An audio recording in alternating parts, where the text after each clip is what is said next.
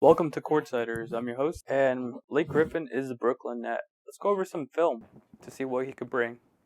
So here we have a fast break versus Brooklyn. Uh, barrels into Spencer Dinwiddie, tosses him like a sack of potatoes into Jared Dudley, and annihilates that, gets the bucket. Here you have a mismatch, and he realizes that, pulls up, shoots a three.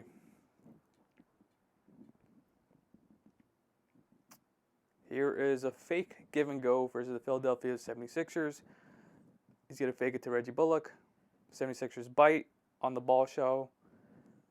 Blake Griffin has a wide open lane, takes it in, and one. You have a miscommunication between the defense of the Cleveland Cavaliers and Blake Griffin. Easy bucket.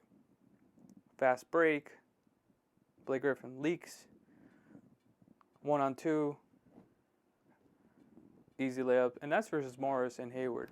No slouches. So here we have another highlight versus the Brooklyn Nets. Ronda Hollis Jefferson realizes Blake Griffin's is too strong and gets the bucket right there. No foul. Again, post up Muscala versus Blake Griffin. Blake Griffin realizes it's barbecue chicken time and it's the easy bucket. This is a more traditional post up play.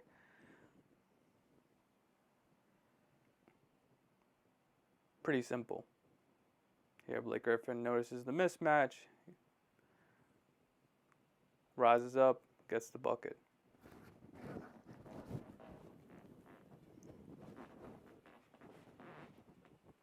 Fake give and go actually gives the go, but destroys Evan Fournier, and as a result, Terrence Ross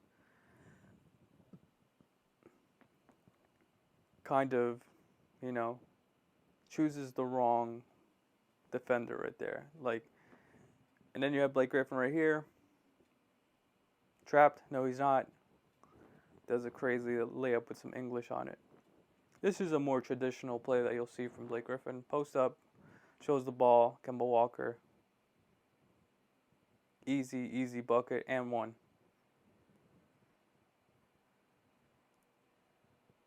This might be the most nonchalant layup you'll ever see in the NBA, but it's another one. Here you have Blake Griffin. Nance Jr. can't go over the pick, and that's what happens.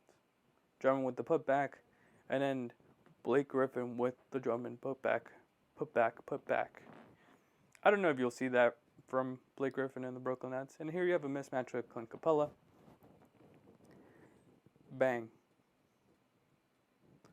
So what can you expect from Blake Griffin and the Brooklyn Nets? I don't think you'll see the role he played in Detroit come up for the Brooklyn Nets. I think the role for him in the Brooklyn Nets is a 4 or a 5, sort of like what Jeff Green is playing right now. But Blake Griffin is definitely more of an athlete in the paint than, or more efficient in the paint than Jeff Green.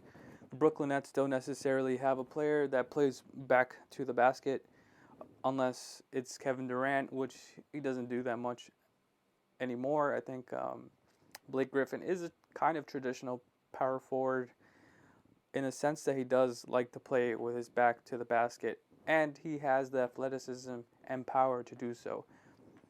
The Brooklyn Nets will utilize him probably at the 4 and the 5, and definitely at the 5 if they're going really small.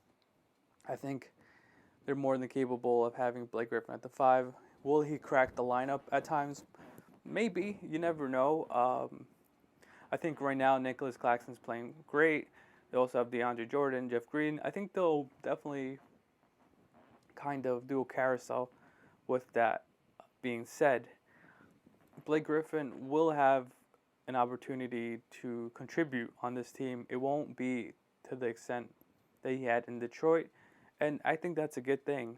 He doesn't necessarily have to do everything. It's a team with James Harden, Kyrie Irving, Kevin Durant, and some other role players that are great too, like Joe Harris, Jeff Green, Shaman.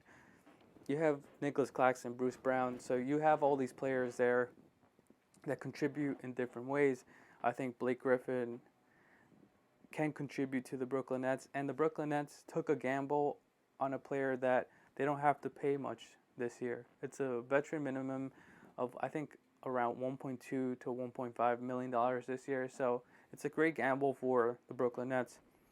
And I think the relationship will work out between Blake Griffin and Brooklyn. Is it unfair? Maybe, but the Nets were at one point a very small team. It seems like they're going into that upper echelon now, that they're just recruiting superstars.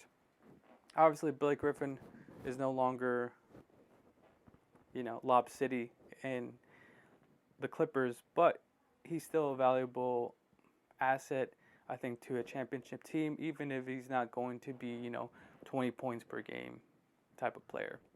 So yeah, that's it for the video. Subscribe, follow us on Twitter at Courtsiders Pod.